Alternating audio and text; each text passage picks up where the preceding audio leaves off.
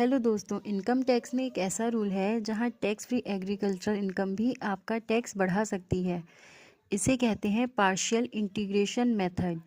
Simple language में समझें तो गवर्नमेंट एग्रीकल्चरल इनकम पर टैक्स नहीं लगाती, लेकिन उस इनकम को आपकी दूसरी इनकम के साथ जोड़कर आपको हायर टैक्स स्लैब में ले जा सकती है। अब सवाल ये है, ये रूल किन लोगों पर अप्लाई होता है?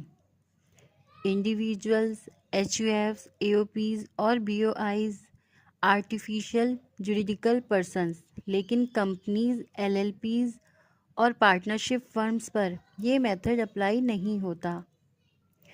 अब कंडीशंस समझो। पार्शियल इंटीग्रेशन तभी लगेगा जब एग्रीकल्चरल इनकम 5,000 से ज़्यादा हो और non agricultural income basic exemption limit से ऊपर हो। अगर दोनों कंडीशन सेटिस्फाई हो गई तो टैक्स कैलकुलेशन का स्पेशल मेथड यूज़ होगा। चलिए एग्जाम्पल से समझते हैं। मान लीजिए बिजनेस इनकम है 7 लाख रुपए, एग्रीकल्चरल इनकम है 2 लाख रुपए। स्टेप 1, दोनों को जोड़ो तो कितना आएगा? 9 लाख रुपए और 9 लाख पर टैक्स निकालो।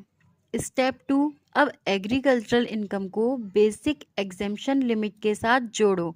अगर एग्जेम्पशन लिमिट 2.5 लाख है तो 2.5 लाख प्लस 2 लाख कितना हुआ? 4.5 लाख। अब 4.5 लाख पर टैक्स निकालो। स्टेप 3, पहले वाले टैक्स में से दूसरा टैक्स माइनस कर दो।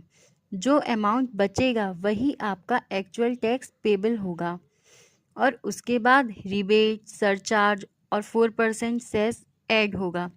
इसलिए याद रखिए, एग्रीकल्चरल इनकम टैक्स फ्री ज़रूर है, लेकिन कभी कभी वही आपको हायर टैक्स ब्रैकेट में पुश कर देती है।